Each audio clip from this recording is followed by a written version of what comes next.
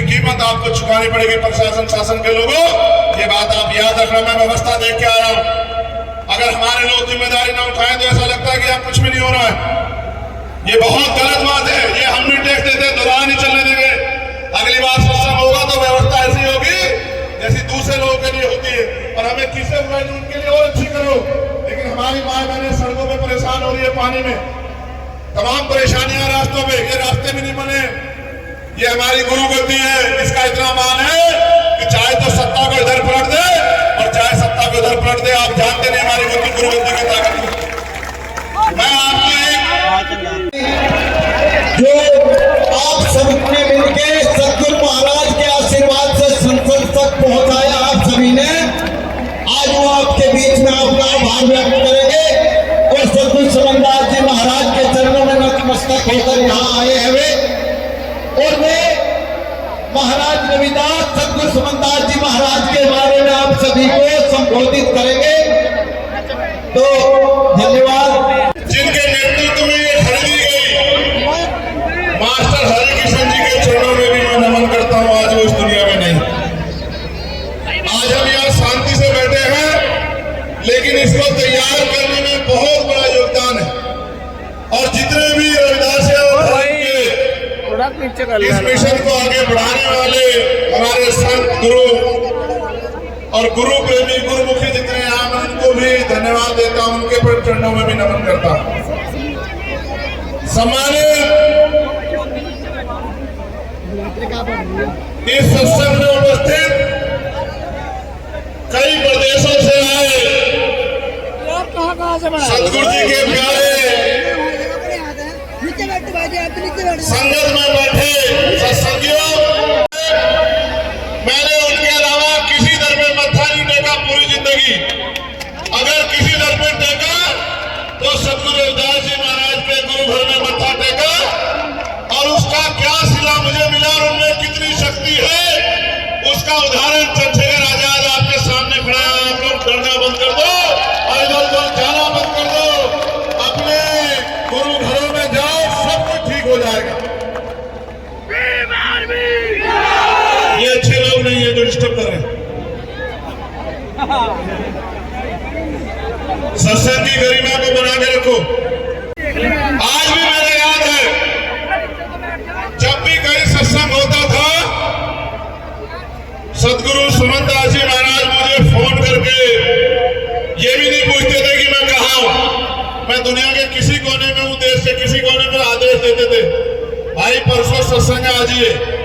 और मैं कहता था महाराज जी पहुंच जाऊंगा। ऐसी उनकी कृपा थी कि अपने आप सारी व्यवस्था हो जाती थी और मैं सत्संग के टाइम पे सत्संग में पहुंच जाता था। हमारे तमाम जो जिम्मेदार लोग हैं वो जानते होंगे, मैंने बहुत सारे सत्संग हजार किलोमीटर की दूर से आगे पूरे किए, क्योंकि उनका आशीर्वाद जब कोई कहता था, जब वो गुरु गद्दी में बैठते थे कि इनके सर पे हाथ रख दो, तो गुरु जी गुस्सा होकर कहते थे कि हाथ क्या, मेरा पूरा आशीर्वाद इसके साथ और ये एक दिन पूरी दुनिया में समाज का नाम रोशन करेगा। इतनी जोर से चिल्ला के वो कहते थे। और जिस दिन वो इस दुनिया से गए, पूर्ण हुए, ऐसा लगा कि सब कुछ रुक गया हो। लेकिन मैं धन्यवाद दूंगा इस गुरु गद्दी पे नसीब जो महाराज गोवर्धन दास जी है, उनके सहयोगी ने भी इस मिशन को फिर से खड़ा कर रखा है। मैं उनके चरणों में भी नमन करता हूं। मेरा आपने दिया, विरोधियों ने उस दर्शन को दुनिया के बीच जाने नहीं दिया। अगर उनके विचार दुनिया के बीच चले जाते, क्योंकि दुनिया में व्यक्ति राज नहीं करता, विचार राज करता है। और जो विचारों से जुड़ जाता है उन्हीं का राज आ जाता है।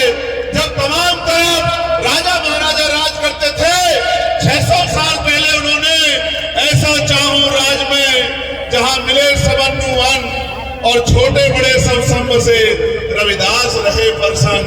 ऐसा राज जहां कोई ऊंच नीच ना हो, कोई छोटा बड़ा ना हो, कोई भेदभाव ना हो, कोई गरीबी अमीरी ना हो, किसी बहन बेटी का अपमान ना हो, किसी को खाने के लिए आग की, तन ढकने के लिए कपड़े की और सर ढकने के लिए छत की, पीने के लिए पानी की कोई समस्या ना हो। सब लोग मानवतावादी राज में रहे। ऐसे राज की कल्पना 600 साल पहले की। अगर ये राज की कल्पना जो लोग उस लोग भाई, कोई डंडा कर ही देता, निकालो यार, थोड़ा तो पूरी दुनिया में जय इधर जयकार करो। होती। लेकिन हमारे गुरु जी को और उनके भाई, विचार आपका दर्शन राय- को बहुत लंबे समय तक रोकने का प्रयास किया गया। मैं तो धन्यवाद देता हूँ हमारे सिख भाइयों का कि उन्होंने गुरु ग्रंथ साहिब में सतगुरु रविदास जी वाणियों को सबसे ऊपर रखा, उनका इतिहास जिंदा रखा। और सतगुरु जी ने कहा मैं समाज को भी संदेश के तौर पे कह रहा हूं और बात सुनना आपको समझ आएगी। एक बार संगत ने सतगुरु जी ने पूछा कि गुरु जी हम इतनी मेहनत करते हैं, पसीना बहाते हैं, तमाम तरह के संघर्ष करते हैं, जमीन का सीना चीर के फसल उगाते हैं, फिर भी हम गरीब बेबस लाचार क्यों हैं? तो सतगुरु जी ने कहा तिरुपति एक से सुख सूता भाई, आप सपनों कर ले, में भगा आप बिकारो अजरत जात बहुत इधर कर लड़की ने पायो सोगत भाई हमारो। इसका मतलब ये है कि इस देश में हमारे जो पूर्वज थे वो सुख शांति से अपने जीवन को जीते थे, राज में जीते थे। लेकिन जिसे सपने में आदमी सो जाए उसका सामान चोरी हो जाए, इस तरह बाहरी आक्रमण यहाँ हुआ और हमारा राजपाट हमसे छीन लिया गया।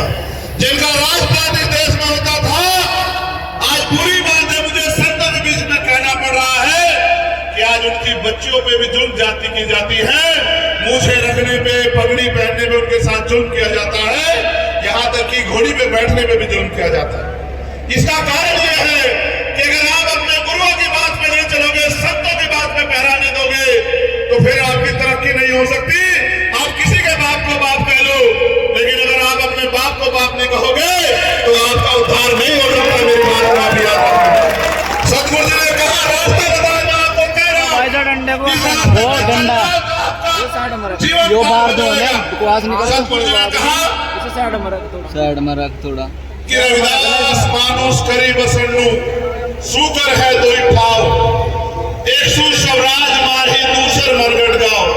कि अगर सुख शांति का जीवन जीना है, इज्जत सम्मान का जीवन जीना है, तो दो ही रास्ते हैं।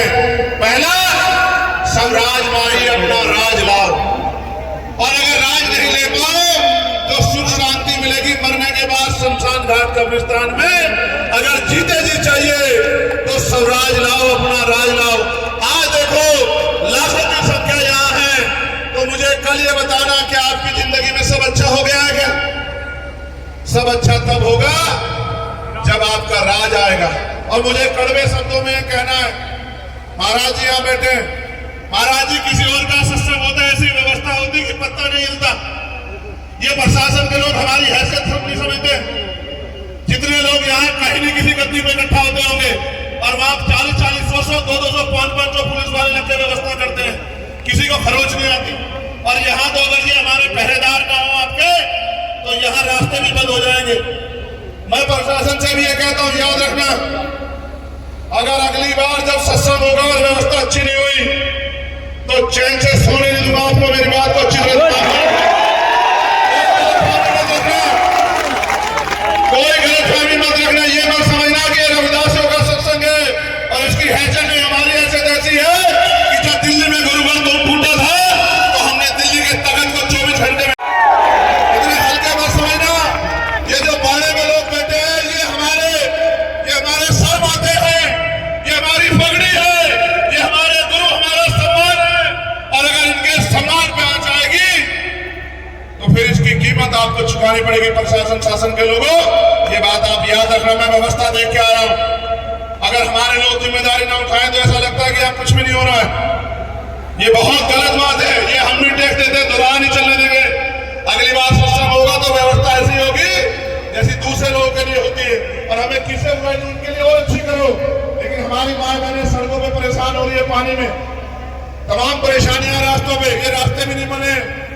ये हमारी गुरु गद्दी है, इसका इतना मान है कि चाहे तो सत्ता को इधर पलट दे और चाहे सत्ता को इधर पलट दे। आप जानते नहीं हमारी गुरु गद्दी की ताकत को। मैं आपके ने कहा बेगम का मतलब है बिना गम का राज। जिस राज में किसी की जिंदगी में कोई गम ना हो, जब तक बेगमपुरा नहीं बसेगा भारत की तकदीर बदलने वाली नहीं है। और बेगमपुरा दर्शन को इसलिए छिपाया गया, इसलिए दबाया गया कि लोग बेगमपुरा दर्शन से ना जुड़ जाए। फिर भी हमारे संतों की बानियों ने बहुत लोगों को जोड़ लिया है। मैं आपको कहता हूं बेगमपुरा क्या है और बेगमपुरा राज आने से क्या आएगा। इस बेगमपुरा का प्रचार करने के लिए हम लोग जुलाई के बाद अगस्त महीने से यात्रा शुरू कर रहे हैं। मानवतावादी बेगमपुरा जागृति यात्रा और पूरे प्रदेश में लेके जाएंगे जब तक बेगमपुरा शहर नहीं बसता, क्योंकि बेगमपुरा मेरा सपना नहीं है, बेगमपुरा सदगुरु रविदास महाराज जी का सपना है, हमारे कुलगुरु का सपना है, हमारी अस्मिता का सम्मान का सपना है। और अगर किसी सपने को उनकी औलादे पूरी नहीं करती, वो औलादे अच्छी नहीं हो सकती है। मैं वचन देकर कहता हूं इस मिट्टी में कि जब तक मेरा जीवन है मैं पूरी ताकत लगाऊंगा कि बेगमपुरा राज आ जाए, बेगमपुरा शहर बच जाए, बेगमपुरा बिना गम का राज आ जाए, सतगुरु जी की इच्छा पूरी हो जाए। एक उनका खून उनका बेटा होने के नाते बेगमपुरा राज लाने के लिए हम लोग पूरी मेहनत करेंगे। इसलिए समाज को दर्शन से जागरूक करने का काम करेंगे। और मैं फिर कह रहा हूं नेता तो समाज ने बनाया हूं, लेकिन समाज का खून, मेरे खून का एक कतरा कतरा आपकी इज्जत के काम आएगा। आप पे उठने वाली हर लाठी के लिए ढाल है चंद्रशेखर आजाद। इस बात का वचन इस गुरु गद्दी से आप लोगों को दे रहा हूं। मैंने सुशीला के लिए रास्ता नहीं अपनाया, जैसे संतों ने बाणा समाज को दिशा दिखाने के लिए पहना है, उसने मैंने बाणा समाज को सही दिशा दिखाने के लिए पहना है। मैंने 16-16 महीने जेल काटी, आप जानते हो 16-16 महीने मैंने दिल्ली में गुरु घर टूटने में 96 लोगों ने 66 दिन तक जेल काटी, 250 लाठियां खाई। इतना जुल्म सहा, मेरे पैरों के नखून खींच ले गए, मेरी रीढ़ की हड्डी तोड़ दी गई। मैं घबराया नहीं कभी, क्योंकि मेरे सतगुरु महाराज का हाथ मेरे ऊपर था। और आप जानते हो 4-4 गोली चलाई गई मेरे ऊपर, 1 साल नहीं हुआ, यही महीना था 4 गोली चलाई गई। और जो डरते हैं इधर उधर जाते हैं, देखो सतगुरु रविदास जी महाराज का आशीर्वाद था कि आपका लाल जिंदा 4-4 गोली में इसका कुछ नहीं बिगाड़ पाई। रोकने के बाद भी 1.5 लाख वोट से समाज ने इज्जत की पगड़ी मेरे सर पे बांधी। मैं पूरी जिंदगी इस कर्ज को अदा करूंगा। मैं आपका खून था, खून हूं और खून रहूंगा। और मैं वचन देता हूं गुरु गद्दी में बैठे हमारे गुरुओं को, सभी संतों को, कि जब जब आपको मेरी जरूरत पड़ेगी बिना बुलाए आपकी सेवा में हाजिर मिलूंगा। और अगली बार 1 महीने पहले इस व्यवस्था को मैं खुद देखूंगा। मैं देखूंगा शासन प्रशासन कैसे हमारे मान सम्मान के साथ खिलवाड़ करता है। अब तो आपने मुझे ताकत दे रखी है, अगर मैं 1 घंटे को बैठ जाऊं तो यही सारे अधिकारी नाचते फिरेंगे। मैं किसी को की गरिमा को नहीं समझता तो आज ही दिखाता इनको कि चंद्रशेखर आजाद क्या कर सकता है। मैं बहुत बहुत धन्यवाद दूंगा। और मैं पुणे संघर्ष से अपील करूंगा कि अपने गुरुओं की वाणियों पे चलो। ये जो नशा है इसको छोड़ो, ये जो कुरीतियां बुराइयां इनको छोड़ो, अंधविश्वास पाखंडवाद को छोड़ो। और ये जो दहेज प्रथा समाज में खड़ी हो गई है, जो कामयाब होते दहेज दहेज दहेज, इसको भी छोड़ो, आपका भला हो जाएगा। और हेलमेट लगाया करो जब आप चला करो, अपनी जिंदगी की रक्षा करो। और नशे से अपने परिवार को दूर रखो। और ये तभी दूर, सतगुरु जी ने समझदार ने कितने परिवार पार करे, लाखों परिवारों को छुटकारा दिलाया। आप भी अपने बच्चों को समझाओ, तभी समाज आगे बढ़ेगा। बहुत बहुत धन्यवाद। एक जोर से जयकारा लगा दो मेरे साथ। बोलिए परम संत सतगुरु समनदास महाराज की, अमर ज्योति महात्मा ज्ञान भिक्षुदास जी की, बोलिए सतगुरु रविदास महाराज की, सतगुरु रविदास शक्ति, सतगुरु रविदास शक्ति। बहुत बहुत धन्यवाद। जय भीम, जय भारत, जय संविधान।